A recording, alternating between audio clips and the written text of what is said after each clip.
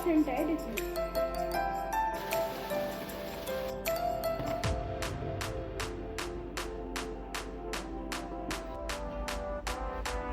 अस्सलामुअलैकुम my YouTube family. Hope so कि अल्लाह के फजलो करम से आप सब खैरियत से होंगे। और जी अल्लाह का शुक्र है कि मैं भी खैरियत से मेरी तरफ से आप सबको ज़िलहज का मुबारक महीना मुबारक हो। साथ में यौम अरफा की भी बहुत बहुत मुबारक हो। ईद में 3 ही दिन बाकी रह गए हैं, तो मेरी तरफ से एडवांस ईद मुबारक। अल्लाह ताला हम सबको अपने हिफ्ज़ो अमान में रखें और हर तरफ खैर और सलामती रखें। आमीन सुम्मा आमीन। तो आज का व्लॉग मेरा दोपहर से स्टार्ट हो रहा है और लंच की तैयारी चल रही है, और ये व्लॉग जी नेक्स्ट डे लंच पर ही जाकर ख़त्म होगा। स्टिल आपको पता है मेरे व्लॉग जो हैं वो बहुत ही सिंपल और घरेलू से होते हैं। और जी मैं कोई बहुत बड़ी शेफ़ भी नहीं हूँ, बिल्कुल एक आम सी सादा सी हाउसवाइफ आपके साथ अपनी सिंपल सी डेली रूटीन और किचन रूटीन शेयर करती हूँ। रेसिपीज़ भी मेरी सिंपल सी होती हैं, और जो भी मैं ब्रेकफास्ट में, लंच में और डिनर में बनाती हूँ मैं आपके साथ शेयर कर देती हूँ। उसके लिए मैं कोई बहुत ज़्यादा जो है वो स्पेशल तरद्दुद नहीं करती या ये क्लेम नहीं करती कि इससे अच्छी या बेहतरीन रेसिपी आपको कहीं नहीं मिलेगी। तो आज लंच में मुझे समझ नहीं आ रही थी कि क्या बनाऊँ। ना दाल पर दिल था और ना ही सब्ज़ी पर, और मीट फ्रिज में रखा नहीं हुआ था। तो फिर मैंने सोचा कि चलें जी प्याज और अंडे का सालन बना लिया जाए। मसाला बनाने के लिए मैंने 3 अदद प्याज, 2 अदद टमाटर और साथ में 3-4 सब्ज़ मिर्चें थी। काट कर मैंने घी में इनको अच्छे से फ्राई कर लिया है, मसाला बना लिया है। बीच में मैंने बेसिक स्पाइसेस जो हैं वो डाले हैं। 3 अंडे मैंने इसमें डाल दिए हैं, और ये अंडे पहले मैंने एक कटोरी में खोलकर डाल दिए थे। ये इसलिए किया था कि अगर कोई अंडा ख़राब हो तो वो आपको पहले ही पता चल जाए। अगर आप डायरेक्ट डाल देंगे तो आपका सालन ख़राब हो जाएगा।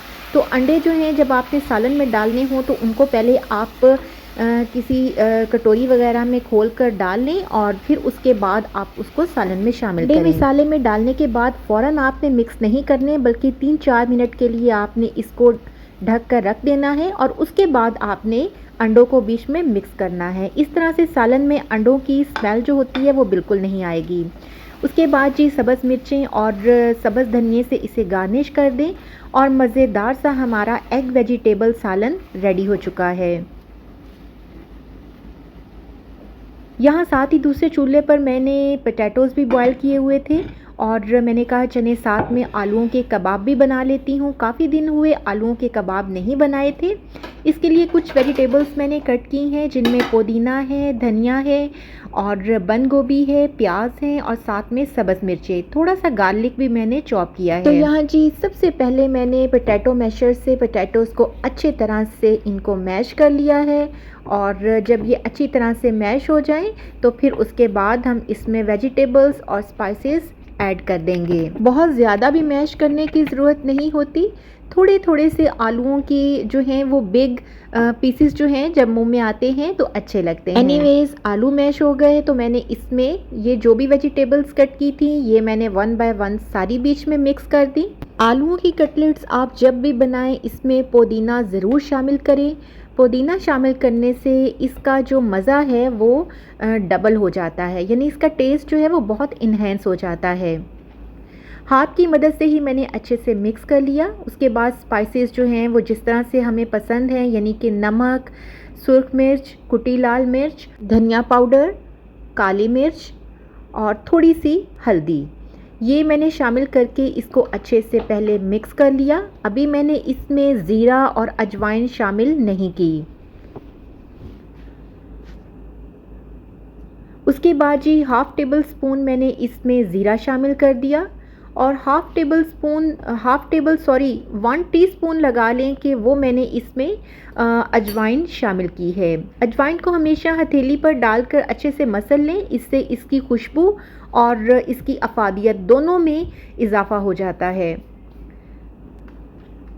तो बस जी ये मज़ेदार सा मिसाला तैयार हो गया। तो फिर मैंने इसके प्यारे प्यारे से कटलेट्स बना लिए, कबाब बनाए और बनाकर साथ में रखती गई। आप इसको अपनी मर्ज़ी से दे सकती हैं, चाहे तो इसे आप ओवल शेप में बना लें, राउंड शेप में बना लें, या आप इसको रोल की शेप में छोटे छोटे से रोल्स बना लें।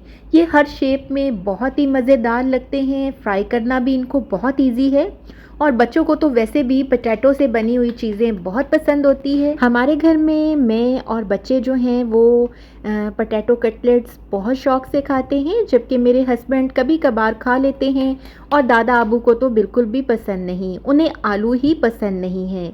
जब मैं आलूओं का सालन बनाती हूँ तो वो उसमें से आलू निकाल देते हैं और कुछ उन्हें शुगर है इस वजह से भी वो अवॉइड करते हैं। तो बस जी खाने का टाइम हो चुका था, मैंने कहा इन्हें साथ साथ फ्राई कर लेती हूँ और साथ साथ फुलके बना लेती हूँ। तो आज लंच में आलू के कटलेट्स और साथ में अंडे प्याज का सालन, सलाद, रायता और फुलके, ये था जी हमारा लंच। और लंच के लिए हम कमरे में ही दस्तरखान बिछा लेते हैं, क्योंकि जब से गर्मी स्टार्ट हुई है तब से डाइनिंग टेबल जो है उस पर खाना मैं नहीं लगाती, बल्कि इसी की वजह से कमरे में ही खाना लगा लेते हैं।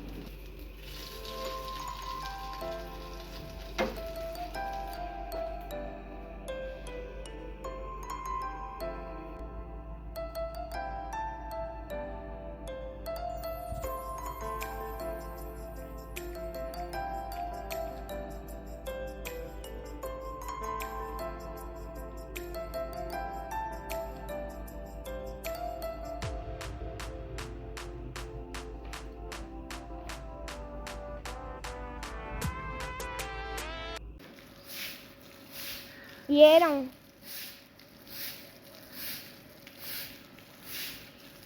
अच्छा, काफ़ी दिन से मैं देख रही थी कि आंधियों से आने वाली मिट्टी और गाड़ियों के टायरों से आने वाली मिट्टी जो है वो सहन में काफ़ी इकट्ठी हुई हुई थी। वैसे तो रोज़ सफाई होती है, मुलाजिम झाड़ू लगाता है, लेकिन जो अच्छी वाली सफाई है वो बिल्कुल भी नहीं हुई थी। और आपको पता है कि जैसे इंसान खुद सफाई कर सकता है, वैसे कोई भी मुलाजिम ईमानदारी से सफाई नहीं करता। तो मैं हर हफ्ते फिर सहन को एक दफ़ा अच्छे से धो देती हूँ। वैसे तो जब मेरे हस्बैंड घर होते हैं तो फिर मैं सहन की धुलाई को अवॉइड करती हूँ, क्योंकि वो मुझे बहुत मना करते हैं। और फिर जब वो मुरब्बे गए होते हैं और मुझे पता होता है कि इस टाइम उन्होंने नहीं आना, तो उस वक्त मैं सहन धो लेती हूँ। तो मेरे हस्बैंड मुझे कहते हैं कि हमारा किसी से कोई मुकाबला तो नहीं ना, तो इतनी सफाई क्यों करती हो। तो मैं कहती हूँ कि मुझे बहुत ही अच्छा लगता है, और सफाई जो है वैसे भी निस्फ़ ईमान है, और इंसान का दिल बहुत खुश होता है जब वो अपने घर को साफ़ सुथरा देखता है। बहरहाल जी मेरी आदत है और मैं भी अपनी आदत से मजबूर हूँ। अच्छा, सेन की धुलाई के बाद फिर मैंने आज जो बेडशीट्स वगैरह सुबह चेंज की थी, चारपाइयों की और बेड की, वो मैंने बेडशीट साथ ही वॉश कर ली, क्योंकि रोज़ के कपड़े रोज़ ही धुल जाएं तो अच्छा होता है। और वैसे भी कपड़े और बर्तन कभी भी इकट्ठे नहीं करने चाहिए, क्योंकि जब ये इकट्ठे हो जाते हैं तो फिर इनको वॉश करना मुश्किल हो जाता है।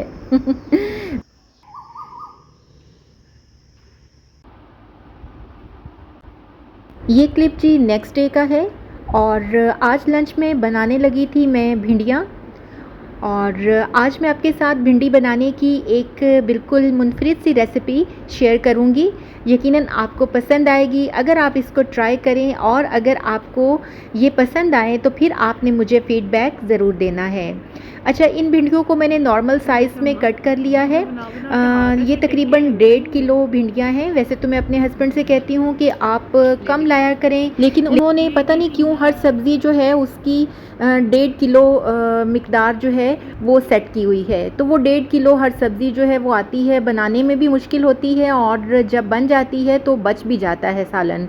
लेकिन मैं एक ही दफ़ा में बना देती हूँ, क्योंकि आपको पता है कि फ्रिज में भी सब्ज़ी पड़ी पड़ी फिर ख़राब हो जाती है। कुछ ये भी है कि जब मंडी से सब्ज़ी लेकर आते हैं तो ज़ाहिर है वो थोड़ी क्वांटिटी में ज़्यादा होती है, क्योंकि वो ज़्यादा क्वांटिटी में लेने पर ही फ़ायदा होता है। अच्छा, ये जो है ये दोपहर का टाइम था, और देखिए बाहर कितनी धूप निकली हुई है। आज बहुत गर्मी थी, और यहाँ पर मेरी भिंडियाँ कट चुकी हैं, और अब करेंगे जी भिंडियों की मैरिनेशन। आप हैरान होंगे कि भिंडियों को कौन मैरिनेट करता है। तो जी हम तो मैरिनेट करेंगे। यहाँ पर 1 टेबलस्पून भरकर मैं डाल रही हूँ बेसन का।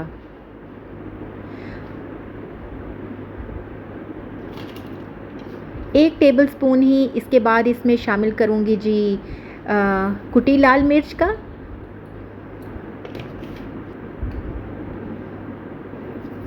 वन टेबलस्पून ही नमक का। 1 टीस्पून इसमें हल्दी डाल दी है। 1 टीस्पून ही इसमें ज़ीरा डाल दिया है। तो बस जी इसको अच्छे से मिक्स कर लेना है। अच्छा, यहाँ पर आपने 2 अदद लेमन भी इसमें स्क्वीज़ करने हैं, लेकिन मेरे पास इस वक्त लेमन नहीं थे, इसलिए मैंने वो स्किप कर दिए। तो बस जी ये मिसाले डालकर जो है वो मैरिनेट करके रख दी। उसके बाद मैंने थोड़ा सा ऑयल लिया है और उसमें मैं इनको कर लूँगी फ्राई। अच्छा, बहुत ज़्यादा मैं ऑयल डालकर भिंडियों को फ्राई नहीं करती, क्योंकि जब आप भिंडियाँ निकालते हैं तो भिंडियाँ बहुत सारा ऑयल जो है वो अपने अंदर ऑब्ज़र्व कर चुकी होती हैं। तो मैं चूँकि खुद कोलेस्ट्रॉल की पेशेंट हूँ और मैं वैसे भी प्रेफर करती हूँ कि ऑयल जो है वो कम से कम ऑयल और घी इस्तेमाल करना चाहिए, इसलिए मैंने इनको थोड़े से ऑयल में बिल्कुल फ्राई किया है।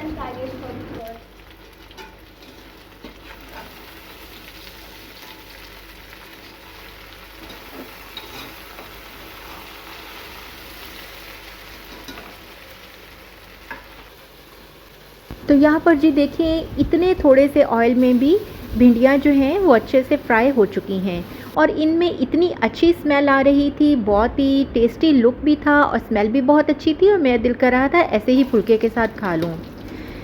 लेकिन खैर जी रेसिपी के हिसाब से मैंने पहले बनाना था मिसाला, उसके लिए मैंने उसी पतीले में थोड़ा सा मैंने ऑयल और डाला और उसमें मैंने फिर 3 अदद प्याज, बड़े बड़े प्याज थे जो मैंने काट कर डाल दिए। 2 टेबलस्पून अदरक लहसुन भी बीच में डाल दिया और अच्छे से इसे मिक्स कर लिया। उसके बाद 2 अदद टमाटर चॉप करके वो भी बीच में डाल दिए। स्पाइसेस में थोड़ी सी हल्दी, थोड़ी सी सुर्ख मिर्च, थोड़ा सा नमक, थोड़ी सी काली मिर्च और थोड़ा सा ज़ीरा। ये आपने थोड़ी थोड़ी मिकदार में अब शामिल करना है, क्योंकि हम मैरिनेशन के वक्त भी इसे शामिल कर चुके हैं। तो बस इस मिसाले को अच्छे से हमने भून लेना है, लेकिन बहुत ज़्यादा भी नहीं भूनना, क्योंकि भिंडी में थोड़ा सा मिसाला खड़ा खड़ा हो तो भिंडी के साथ मज़ा देता है। अब इसमें मैं मैरिनेटेड जो भिंडियाँ हैं वो इसमें शामिल कर दूँगी। अच्छा, यहाँ असल में मिसाला जो है वो उसकी क्वांटिटी जो है वो इतनी ज़्यादा मुझसे नहीं बनी जितनी ज़्यादा माशाल्लाह से भिंडियाँ थीं। तो मिसाला अगर ज़्यादा हो तो फिर भिंडियाँ और मज़ेदार बनेंगी। साथ ही मैंने जल्दी जल्दी सलाद बनाना शुरू कर दिया, क्योंकि लंच का टाइम होने वाला था। तो मुझे था कि अभी मैंने रोटियां भी लगानी हैं, तो जल्दी जल्दी सब कुछ कर लूँ।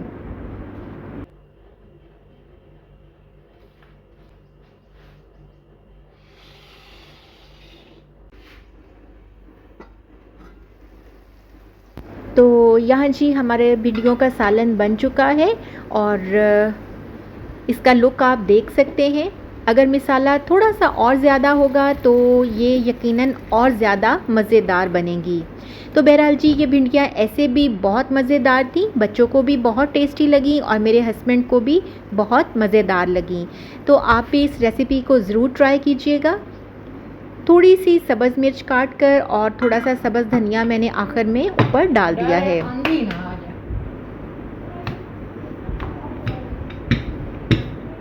और यहाँ पर मैं बनाने लगी थी फुलके। वैसे तो तंदूर जो है उस पर रोटी लगवाई जा सकती है, दोपहर को बहुत गर्मी होती है किचन में, लेकिन तंदूर की रोटी जो है वो मेरे हस्बैंड पसंद नहीं करते और वो कहते हैं कि जो दादा अबू हैं ज़ाहिर है उन्हें भी खाने में प्रॉब्लम होता है। तंदूर की रोटी मोटी भी होती है और बाज़ औक़ात जो है वो थोड़ी थोड़ी जली भी होती है। तो वो कहते हैं कि ख़ुद से अगर आप रोटी बनाएं तो ये सबसे बेहतर है, तो इसलिए फिर मैं ज़्यादातर खुद ही रोटी बना लेती हूँ।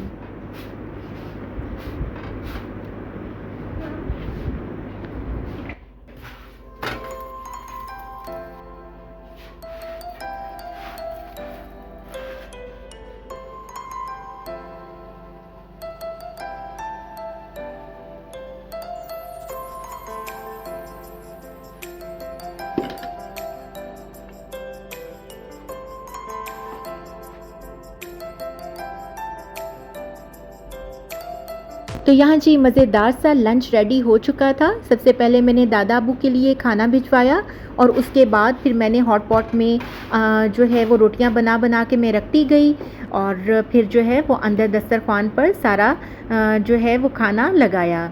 तो माशाल्लाह से हमारा लंच रेडी हो चुका है। आप इस रेसिपी को ज़रूर ट्राई कीजिएगा, आपको यकीनन पसंद आएगी।